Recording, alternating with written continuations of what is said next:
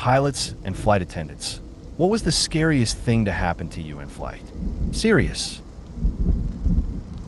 I worked as a flight attendant for 3 years back in the late 2000s with Northwest Airlines, now part of Delta Airlines. And there's one flight I'll never forget. It was my last one in October 2009, flying from Minneapolis to Detroit. We had a passenger on board who claimed to be a psychic. As soon as we reached cruising altitude, she started screaming that the plane was going to crash and we were all going to die. The entire cabin froze. It was so intense that we had to move her to a separate area of the plane in an attempt to calm her down, all while trying to reassure the passengers, most of whom were terrified, probably even more so because of the psychic's outburst. And then, as if on cue, we hit the worst turbulence I've ever experienced. It came out of nowhere and was severe enough that drinks went flying and luggage fell out of the overhead bins. People were screaming, the plane was bucking wildly, and even some of my fellow flight attendants were in tears. The chaos in the cabin felt like it lasted forever. When we finally reached Detroit, things didn't get any better. The runway was slick with ice, and we skidded sideways upon landing. Again, passengers were screaming. Honestly, I wasn't sure the plane wasn't going to flip. Once we finally came to a stop, the whole plane erupted in applause, like we just survived something huge. But the worst part wasn't even over. Airport security boarded to detain the psychic, and honestly, I was so shaken up by the whole ordeal that I handed in my resignation the moment we got off the plane. In the end, the airline issued flight vouchers to everyone on board, and the crew got checked for the same amount. It was about $350. It didn't make up for the experience, but I guess it was something. We had a close call coming into O'Hare, and it was terrifying. The co-pilot was still pretty green and tried to land during a ridiculously strong crosswind. It was moving way too fast, and he really should have gone around for another attempt. I was seated at the back of the plane on a CRJ 900, and both passengers next to me were holding on for dear life, either gripping my hand or my knee like their lives depended on it. By the end of it, I was covered in bruises. I've never seen a pilot that furious. He spent the entire flight to the hotel ripping into the co-pilot, cussing him out the whole way. It was a tense, uncomfortable ride.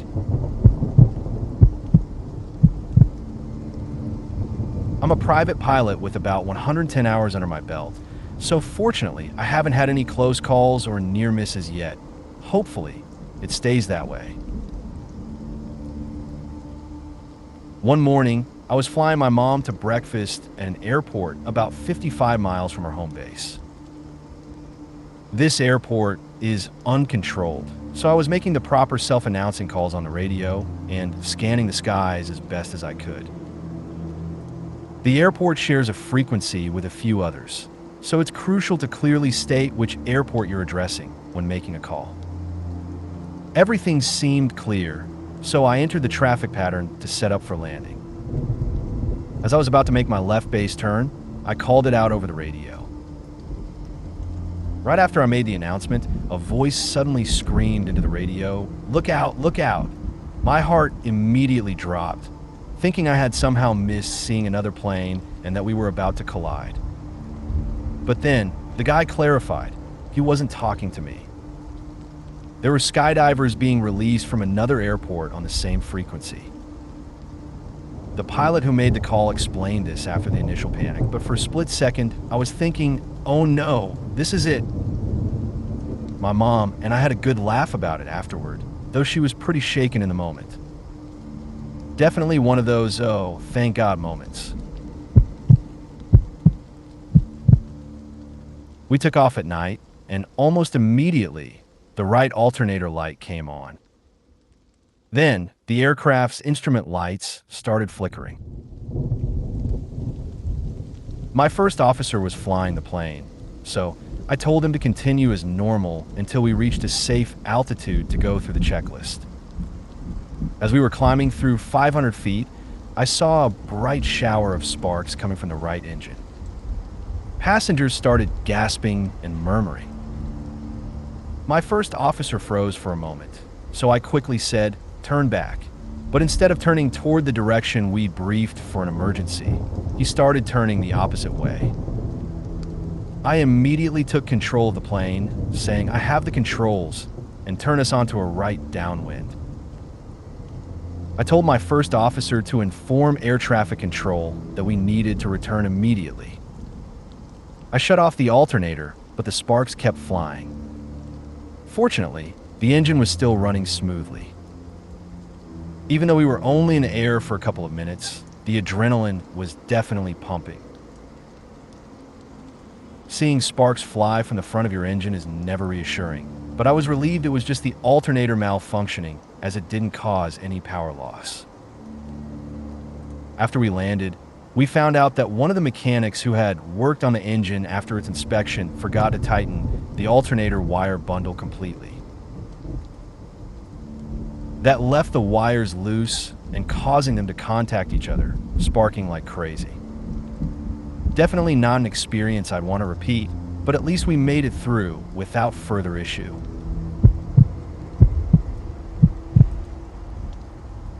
I work as a flight attendant on smaller 50-passenger planes, CRJ 100/200S, and one flight stands out for all the wrong reasons.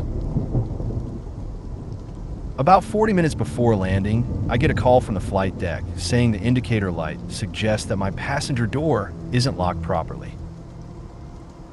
So I immediately double-checked the physical deadbolt indicators on the door. 2 out of the 8 indicators were slightly misaligned. To be safe, I stopped service and sat down next to the door for the rest of the flight, praying that it was just an issue with the indicator light on the flight deck. I'm sure my face was red for a while. For the next 40 minutes, I kept a tight eye on everything. Every time someone tried to get up or I heard a seatbelt unbuckle, I was on them. I didn't want any passengers getting sucked out of the plane if that door decided to fly open mid-flight. Naturally, passengers started getting annoyed. They asked why the seatbelt sign was still on for so long, and I just told them the pilots thought there might be some major turbulence coming up. In the back of my mind, I was thinking, I'm just trying to keep you safe here.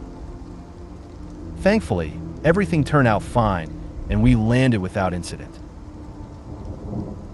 But a few people getting off the plane told me how terrible the experience was, complaining about how badly they had to use the bathroom, but couldn't get up. If only they knew what was really going on. C'est la vie.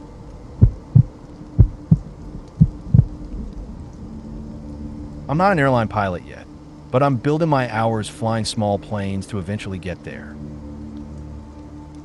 A while ago, my co-pilot and I were hired to fly a Cessna across the country. We made a fuel stop, and when we took off, we only got about 100 feet in the air before the plane suddenly stopped climbing. In fact, it started doing the exact opposite. We turned to line up with a different runway, but we were still coming down hard and fast. The plane hit the runway and skidded off the side into the dirt, finally coming to a stop just 70 feet from where we first touched down. That might not sound like much, but considering we were going at highway speeds, it felt like we were barely able to slow down.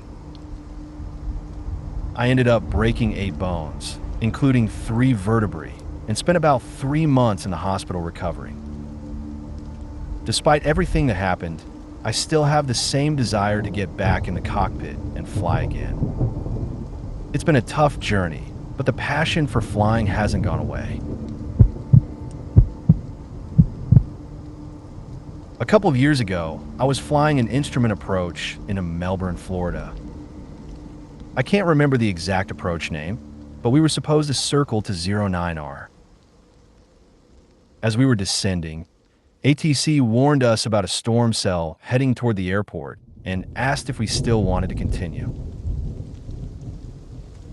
Anyone who's flown in Florida during the summer knows these storms are pretty common. So my SIC and I figured we could beat it in. We could see it on the radar, so we pressed on. But as we were about 600 feet above minimums, it became crystal clear that the storm was moving faster than both we and ATC had anticipated. Not 5 seconds later, ATC reached out again to confirm this and told us the winds had shifted. We asked if we could circle to 27L instead, which they approved. Once we got into it, we barely broke out of the clouds above minimums before touching down right into a wall of rain. We had to battle some of the craziest winds I've flown in to date. Definitely had sweaty palms after that one.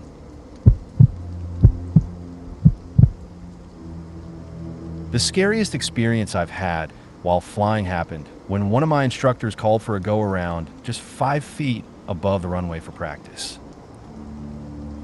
In my panic, I made the mistake of retracting the flaps first, then adding power. Let's just say, I'm lucky the plane didn't slam into the ground.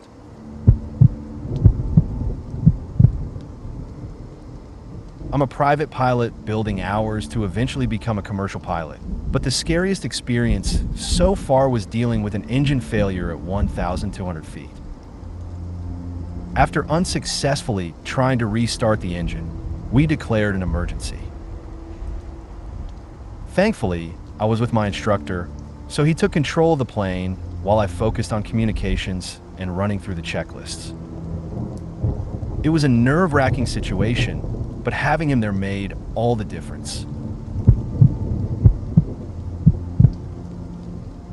As a flight attendant, I can honestly say that our planes are extremely well maintained, and both our pilots and air traffic controllers are highly trained. The chances of something catastrophic happening, like a crash or a major malfunction, are very slim.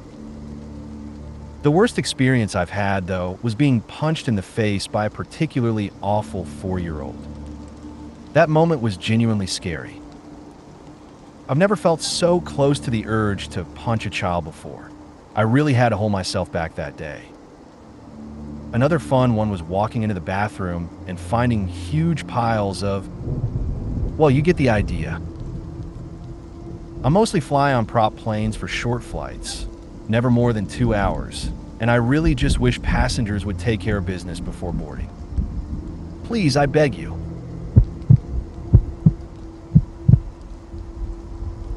I was flying with a student on a beautiful, clear day, working on ground reference maneuvers, basically flying low and snaking over roads and fields. My student was doing a great job executing the maneuver when, out of the corner of my eye, I noticed some movement above the tree. Upon a second glance, I realized it was a stunt plane coming straight into our flight path. I immediately punched the throttle, pulled back on the yoke, and climbed out of there like a bat out of hell. I quickly checked the multi-function display, moving map, and there was no sign of another plane with its transponder on. No radio calls in the area either. Fine, I thought. He doesn't have to follow protocol, but still, kind of a dumb move. Then this guy starts shadowing us, staying uncomfortably close. I couldn't descend to redo the maneuver because I didn't want to risk getting too close to this daredevil. It was one of those moments where I was just hoping he'd back off and not make this a bigger issue. I'm still a student pilot working towards my private pilot's license, and one of the requirements is a cross-country solo flight. I decided to make mine from Kappa to KPUB to KLHX. Being in Colorado, we're no strangers to strong winds and updrafts over the plains, which can make for some serious turbulence. The first leg to Pueblo went smoothly, aside from me making myself look like a total jackass on the radio, and the leg to La Junta wasn't bad either.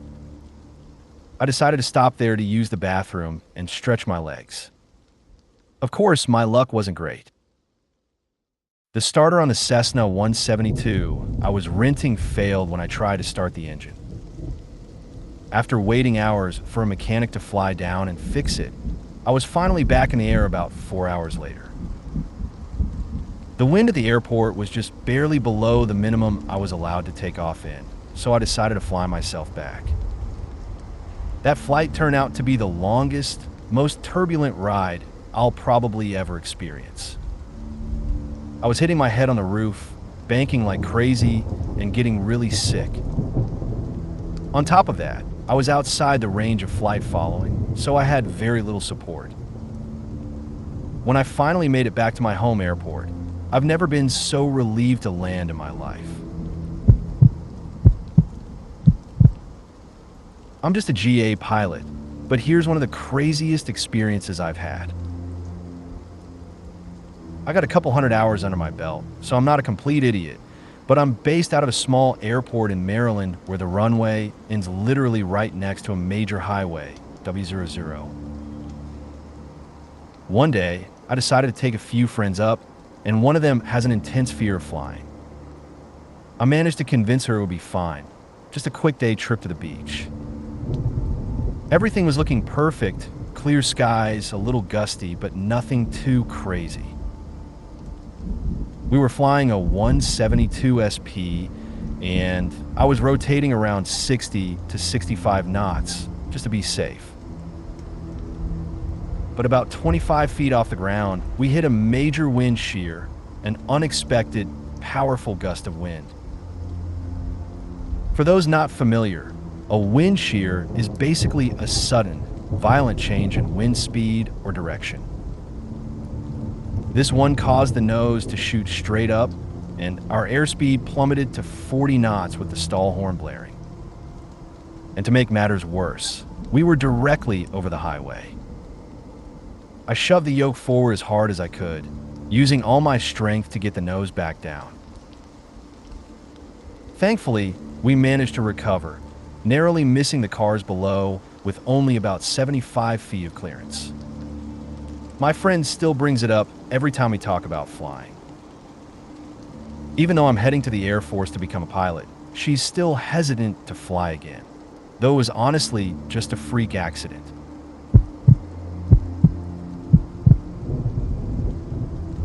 I'm a captain for a major U.S. airline, but several years ago, when I was still a first officer, I had an experience that stands out as one of the scariest moments of my career. I was flying a leg into Manchester, New Hampshire, during a brutal winter storm. The ATIS was reporting winds variable at 40 knots, gusting up to 60 knots, visibility at 1 mile in sleet and freezing rain, and an overcast ceiling of 800 feet.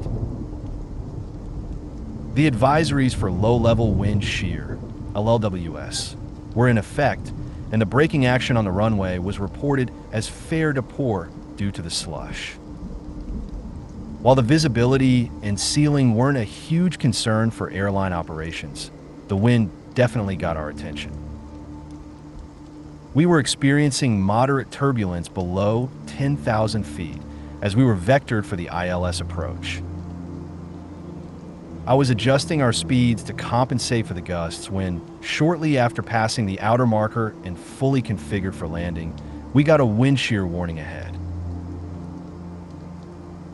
I immediately executed the wind shear escape procedure we trained for every year, applying full power and pitching the nose up to the flight director, which was now in wind shear guidance mode. For a brief moment, I felt an increase in climb performance, but then almost instantly we lost 35 to 40 knots of airspeed. I quickly pushed the nose down as the pitch limit indicator, PLI, appeared on the attitude indicator, warning that the angle of attack was nearing a stall. At that moment, I heard the GPWS automated voice announce 1,000, indicating that we had descended past 1,000 feet above the ground. The captain, who was the pilot not flying, began calling out the vertical speed as per company procedure, 1,200 feet per minute down. Each time the automated voice called out our altitude, it continued to decrease. 900, 1,000 down. 800. 1,000 down. 700.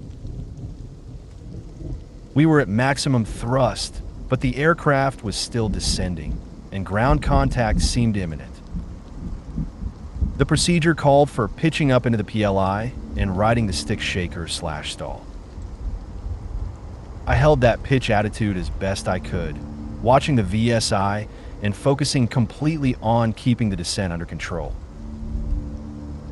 We got down to the 200-foot call on the GPWS before the descent finally stopped, and we slowly started climbing, all while riding what felt like an intense roller coaster. I never saw the ground, and due to sensory exclusion, I didn't even hear the autopilot disconnect siren blaring. I was laser focused on my pitch and vertical speed.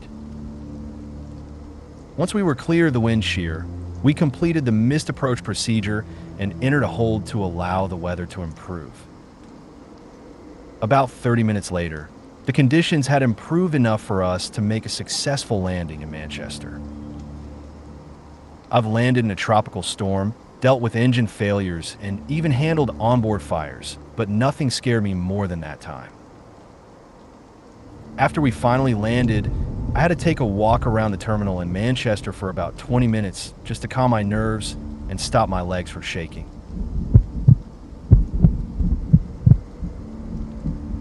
I was training for my private pilot's license and had to complete what I think was 10 stop-and-go landings at Port Columbus. This was almost 10 years ago. Everything was going smoothly until on one of the landings, the wind shifted just as I was floating down before touching down. One of my wings lifted, and I found myself cruising on one tire with my wingtip only inches from hitting the ground. It was definitely one of those piss in my pants moments. I was working on my glider pilot license, and one of the other trainees was taking his first solo flight at the end of the day. It was the last flight, so the rest of us were watching his approach. Suddenly, we saw his glider disappear under the tree-line of the forest just behind the runway. We were all told to head back to the dorms while the authorities investigated the crash. A couple of hours later, the guy who crashed walked into the dorm completely fine. He got incredibly lucky to walk away from that unscathed. I've heard of people crashing into forests and getting impaled by branches, so it was a relief he didn't end up like that.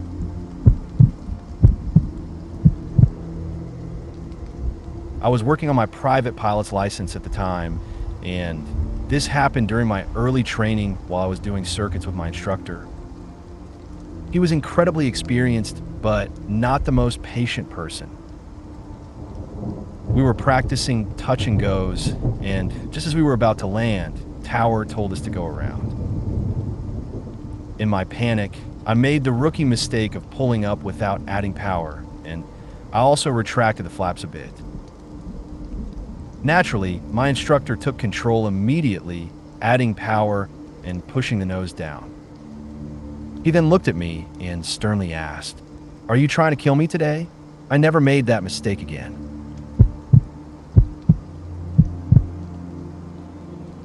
This is a second-hand story from my old hangar mate, who was an American Eagle pilot in the early 80s flying the Merlin Metro, a super fun plane to fly.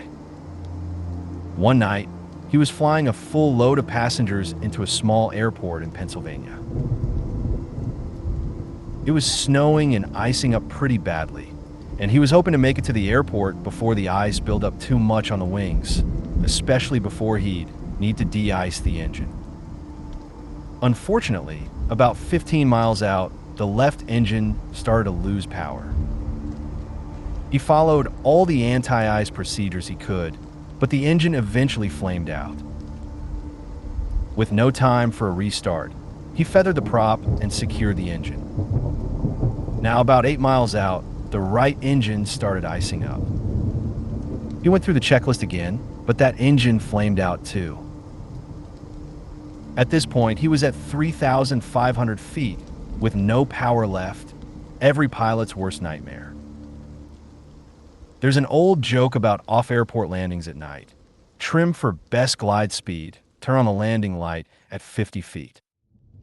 If you don't like what you see, turn off the light. That's essentially what he did, except he didn't turn off the light. He ended up landing gear up in a snow-covered field. 100 yards to the left was a strip mine, and 200 yards ahead was a raised train track berm. He was extremely lucky. No one got hurt, and he admits he got out of that situation mostly by luck. The NTSB investigation found that the checklist he was using was for AB model of the Merlin Metro, but he was flying a C model, which was the only one that his company owned. He didn't even know there was a C model. The difference was critical, especially for the anti-icing procedure. While no one was hurt, American Eagle tried to prosecute him over the incident. Unfortunately, his career was greatly impacted by that mistake. As a student private pilot on a solo flight over Blackpool, England, I started to notice something wasn't right. The aircraft didn't feel right, and it started to smell incredibly hot. The panel was hot to the touch, and the temperature gauges were rising. My immediate thought was, oh shit, I'm on fire. I quickly called a mayday from about 3,500 feet, about 3 miles from the circuit, and decided to shut the engine down. I set up a 2,500-foot glide circuit and managed to glide it in for a landing on RWI 28, where I was met by the fire crew. Fortunately, it wasn't a fire, but I figured it was better to be safe than sorry. As cabin crew on a flight from a small British airport heading to Dallamon, we heard a loud thud during climb.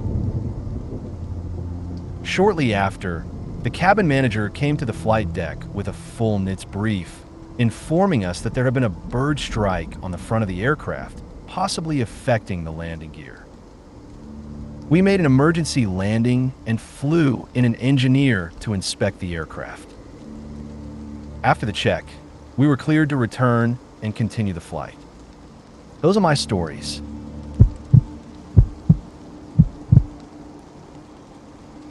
My dad was a certified commercial pilot, but he wasn't working in aviation at the time. Post-Vietnam, there were too many pilots, and he couldn't find a job. When I was 6, we flew from Orlando to Miami on Christmas Eve to visit my grandparents, all packed into a small 4-seater. My mom was heavily pregnant with my brother at the time. I was sitting in the back without my seatbelt on. Lesson learned, never again.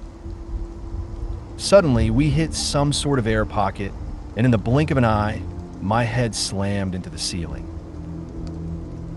The next thing I knew, the plane was spiraling toward the ground, and from my perspective, the earth was spinning up toward us. My mom and I were both screaming. Somehow, my dad managed to pull us out of the dive just about 500 feet above the ground. I vividly remember my mom's drink spilling all over her pretty dress, which was one of the most memorable things about that moment. Naturally, it completely ruined my plan to look for Santa's sleigh in the sky. But we had to fly back that night, and somehow my mom managed to get me excited again to keep looking for him. But yeah, we came really close to being wiped out on Christmas Eve. It was an ironic start to my first ever solo flight during USAF pilot training in the T-6 Texan II. The first solo flight is supposed to be a simple traffic pattern, just flying in circles around the airport. Everything was going smoothly. I took off and did a couple of touch-and-go landings without any issues. But on the third one, as I was coming in, I noticed a formation of aircraft taxiing onto the runway threshold. No big deal, I thought. I pulled up the gear handle and executed a go-around, only to realize that the gear wouldn't properly retract, and I had an unsafe, red gear indication. I had to declare an emergency, as I was unable to lower the gear. The left main had gotten jammed somewhere between the up and down positions. Another T-6 came up alongside me to inspect my gear. The pilot told me that the landing gear was jammed against the gear door. After cycling the gear several times, it finally came down, but the left main still showed red, indicating possible danger, even though it appeared to be down and locked from the outside. I lined up for a straight-in landing, doing my best to keep pressure off the left wheel for as long as I could. Miraculously, the wheel held when I touched down and didn't collapse, which could have easily sent the plane out of control, or worse, forced me to eject. Since I had declared an emergency, the fire trucks were already waiting at the runway to meet me. It was definitely a memorable first solo, to say the least. I was training for my private pilot's license when I had a couple of close calls. Both incidents happened at a small, uncontrolled airport, and they definitely got my heart racing. The first one occurred during a landing when an agricultural plane tried to take off in the same direction. I had made all the necessary radio calls, and we were confident that the other pilot had seen us. To be safe, my instructor sent a few extra calls, but apparently the other pilot didn't hear or wasn't paying attention. He just took off anyway, passing maybe 50 feet in front of us while I was screaming, "What do I do?" My instructor, equally stunned, didn't know how to react either. The second near miss happened 2 years later during my flight review. Parachute plane pilots have a bit of a competition where they try to beat the parachutes to the ground, and it's not unusual for them to make some pretty tight, low turns. On this day, our radio wasn't working, which isn't uncommon for recreational aviation. So we were heading out on the runway when a parachute plane came swinging around in a high bank, trying to land. He wasn't following the correct landing pattern and didn't see us until we were right underneath him. The plane was about twice the size of ours, and he was no more than 10 feet above us. I genuinely thought we were going to crash. My instructor immediately got out of the plane, and the other pilot landed, coming over to yell at him. I sat there almost in tears, not sure what to do. My dad and a family friend had been at the hangar and saw the whole thing. My dad later told me the turns the parachute pilot was making were incredibly dangerous and could wear out $1 million aircraft in no time. About a month later, the pilot left the company, though I'm not sure if my incident had anything to do with it. All I know is that both those experiences taught me how quickly things can go wrong, even when you think everything is in control. This story was shared by a friend whose ex-wife works as a flight attendant for a large Canadian airline. A young woman in her mid-20s was flying alone on an international flight when she went to use the restroom. As time passed, a line began to form since passengers could only use one of the 2 bathrooms at the back of the plane. After about 10 minutes without any response from inside, the flight attendant, using a key to unlock the door, went in to check. To her horror, she found the young woman with both of her wrists slashed open by a makeshift blade from a ripped pop can. Tragically, the woman had bled out and was already dead. As a result, before landing, the flight crew had to secure the deceased passenger into one of the available seats with a seatbelt. This is standard protocol, as it's required to buckle in deceased passengers during the flight to ensure their safety in case of turbulence or other sudden movements upon landing. I've asked about this multiple times, and yes, it's true. The procedures for handling a deceased passenger are strict, including securing them properly for landing. I'm a naval aviator, and my scariest experience happened earlier this year. It was my second night landing on the carrier in over 6 months, so I was a bit rusty. The ship was navigating through rough seas and bad weather, which made things even trickier. While I had plenty of night traps under my belt, I didn't have much experience with a pitching deck. We were the first aircraft to descend from the Marshall Stack and land on the ship. At about 4 miles out, we picked up the ACLS Needles, the ship's version of an ILS, but the weather was still miserable. Normally, when you're about 3/4 of a mile behind the ship, approach control hands you off to paddles, the folks on the back of the ship guiding you in, and you visually take over from there to trap. But on this night, the weather was so bad that we couldn't even see the ship. We called out Clara's ship, meaning we couldn't see it at all. Then paddles instructed us to turn on our taxi light, which was their way of saying they couldn't see us either. We switched it on, and then we heard paddles contact, which meant they could finally see us, but we still couldn't see the ship. Finally, we broke through the weather, and about 5 to 7 seconds later, we trapped on the ship. The rain was so intense that people on board said our landing caused a wave of water to roll over the landing area.